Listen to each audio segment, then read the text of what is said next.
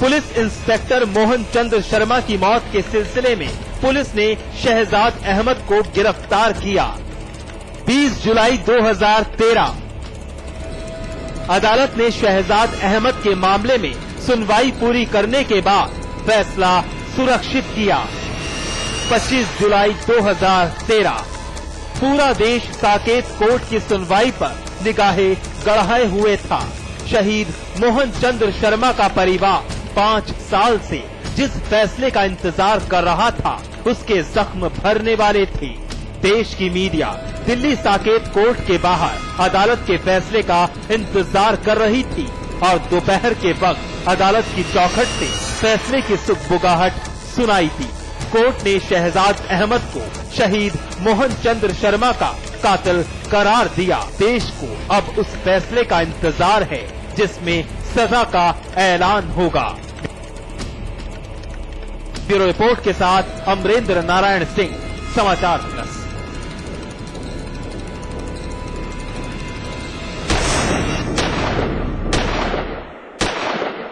उन्नीस सितंबर 2008 को हुए एनकाउंटर के तार सीधे सीधे 13 सितंबर 2008 को हुए दिल्ली के सीरियल बम ब्लास्ट से जुड़े थे। कई तारीखें लगी, कई दलीलें दी गई, कई मर्तबा आरोपी हावी दिखाई दिए, लेकिन आखिरकार कोर्ट ने एनकाउंटर को ठीक ठहराकर कई जुबान पर ताले लगा दिए।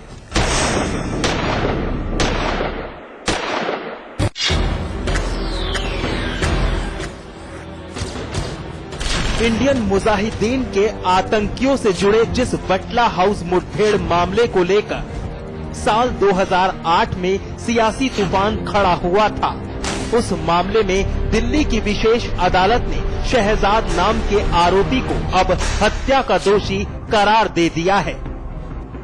शहजाद को बाद में पुलिस ने गिरफ्तार किया और उसके खिलाफ मामला चलाया गया। इसी मामले में दिल्ली की विशेष अदालत का जो फैसला आया है उसमें शहजाद को हत्या का दोषी पाया गया है। यानी जिस मुठभेड़ के फर्जी होने का इल्जाम न सिर्फ कुछ सियासी दल बल्कि कई स्वयंसेवी संगठनों ने लगाया, वो कोर्ट की कसौटी पर सही पाया गया है। बहरहाल इन विवादों के बीच तथ्य ये है कि इंडियन मुजाहिदीन को 4 जून 2010 से ही केंद्र की यूपीए सरकार ने औपचारिक तौर पर प्रतिबंधित कर रखा है। गृह मंत्रालय की आधिकारिक वेबसाइट पर जिन प्रतिबंधित आतंकवादी संस्थाओं की सूची डाली गई है उनमें 35वीं और सबसे आखिरी संस्था इंडियन मुजाहिदीन ही है। न सिर्फ इंडियन मुजाहिदीन बल्कि इससे जुड़ी सभी टुकड़ियों को भी प्रतिबंधित किया गया है। इससे पहले student Islamic movement of India यानी सिमी पर 27 सितंबर 2001 को ही प्रतिबंध लगा दिया गया था। इंडियन मुजाहिदीन को एक बड़ा तबका सिमी का ही नया संस्करण मानता है, खास तौर पर तब जबकि सिमी के कई पुराने नेता और कार्यकर्ता इंडियन मुजाहिदीन की गतिविधियों में भी सक्रिय पाए गए हैं। इंडियन मुजाहिदीन पर अभी तक देश में 10 से अधिक जगहों पर धमाके करने का मामला पिछले 7 सालों में दर्ज हुआ है।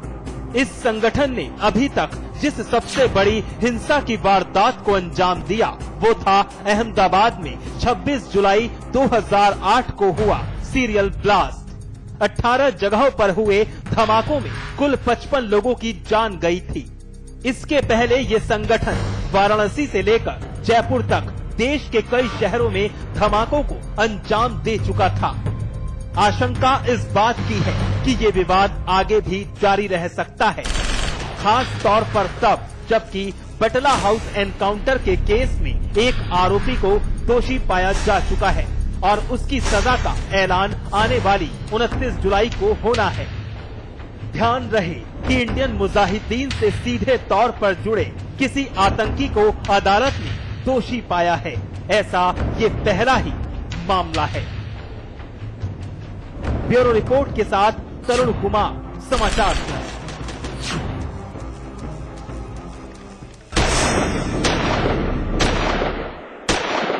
दिल्ली पुलिस कोर्ट के फैसले से काफी खुश है, जो एनकाउंटर फेक करार देकर पुलिस की किरकिरी की जा रही थी, उसी पर जायज की मोहर लगाई गई और सवालों के कटघरे में खड़ी पुलिस पाक साफ करार दिया गया। अब इंतजार 29 जुलाई 2013 का है, जब कथित आतंकी शहजाद के लिए कोर्ट सजा मुकर्रर करेगा। आज बस इतना ही, दीजिए इजाजत, नमस्कार।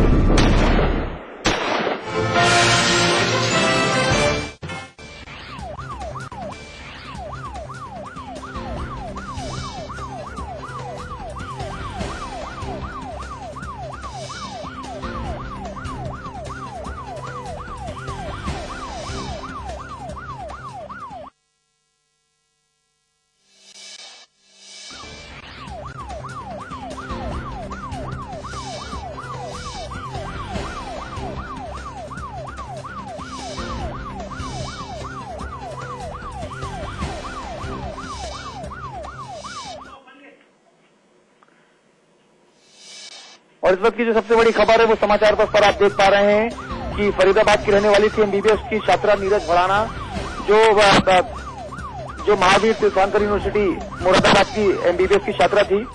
हॉस्टल की 5वीं मंजिल से गिरकर कहा गया था कि उसने खुदकुशी कर ली है। फिर किसी लोगों ने कहा कि साहब ये दुर्घटना हुई है। इस पूरे मामले में लगातार विवाद बढ़ा।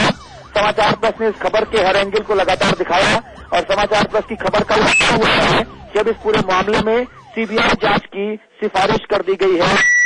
समाचार प्लस की खबर का एक बड़ा असर है और हम लगातार समाचार प्लस के 20 करोड़ दर्शकों से वादा करते हैं कि जब तक इस बेकसूर छात्रा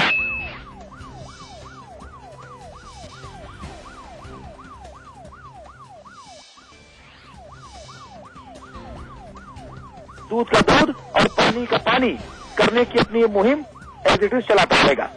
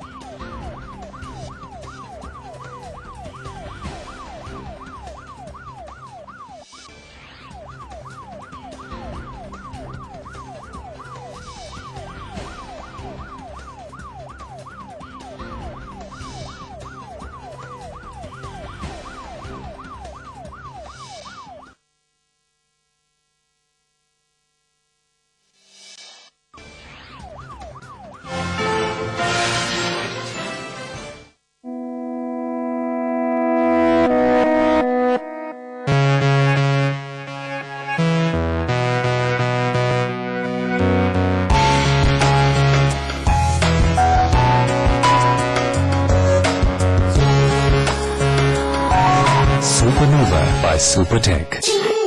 Ashley क्या? Julie my love of my life. Julie! उंगली खुजली ने प्लान बनाया क्विकली और पाइप दबाया क्वाइटली।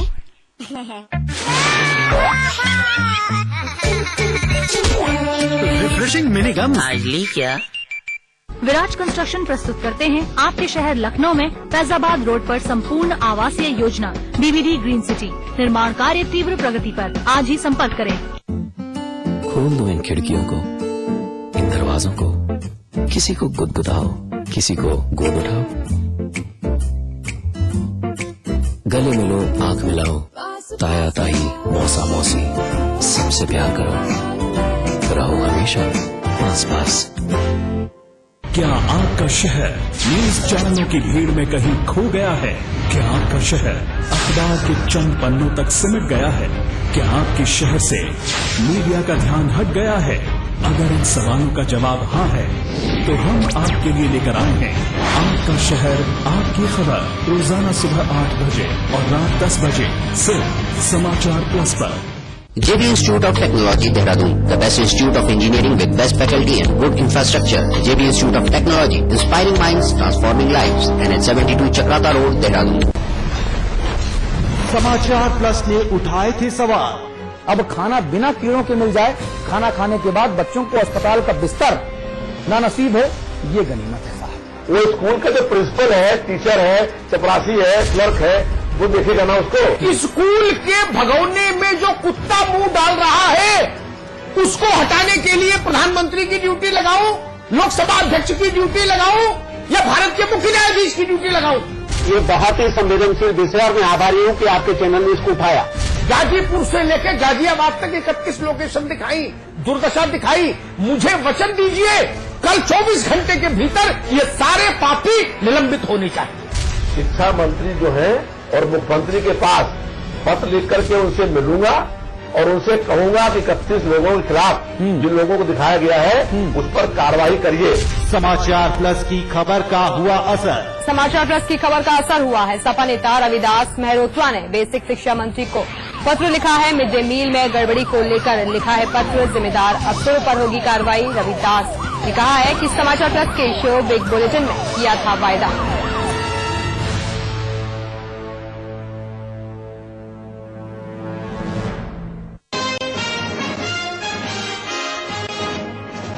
दिल्ली के बटला हाउस एनकाउंटर मामले में शहजाद अहमद दोषी करार। इंस्पेक्टर एमसी शर्मा की हत्या, आर्म्स एक्ट और सरकारी काम में बाधा पहुंचाने का दोष सिद्ध। सोमवार को होगा सजा का ऐलान।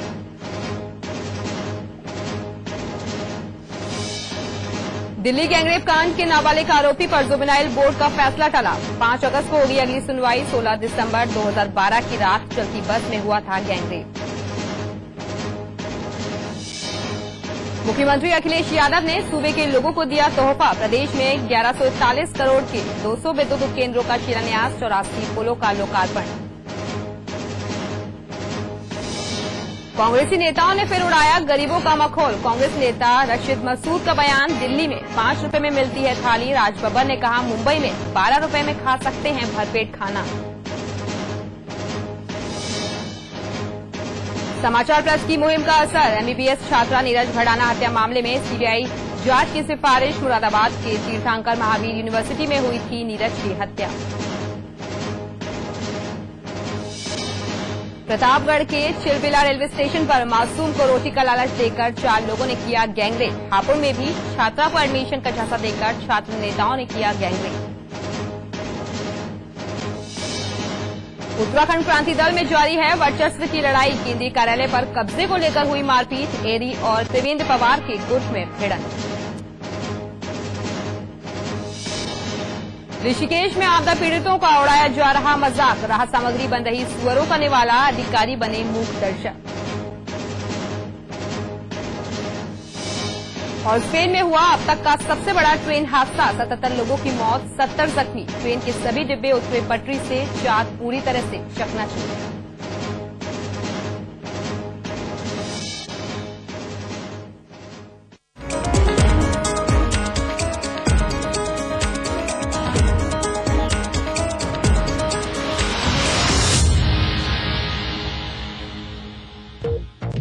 सरकार के कार्यकाल में देश में गरीबी का आंकड़ा 22% घटने के दावे को सही साबित करने के लिए कांग्रेस के नेताओं की बयानबाजी शुरू हो गई।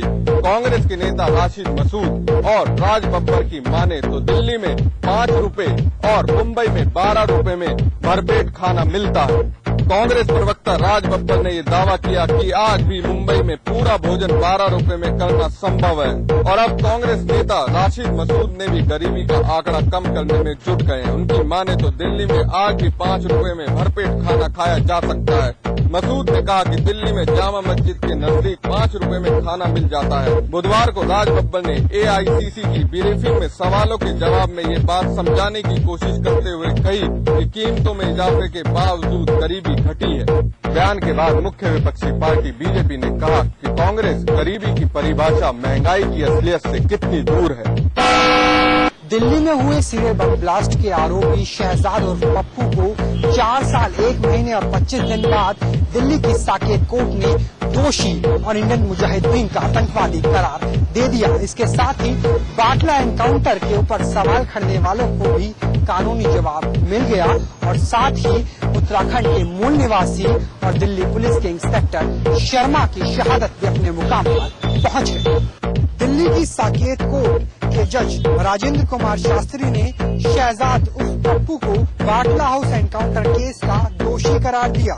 इसके साथ ही 13 सितंबर 2008 में दिल्ली के ग्रेटर कैलाश, इंडिया गेट और कनॉट प्लेस में हुए सीरियल बम ब्लास्ट का भी दोषी करार दिया गया। 19 सितंबर 2008 को बाटला हाउस के L18 के फ्लैट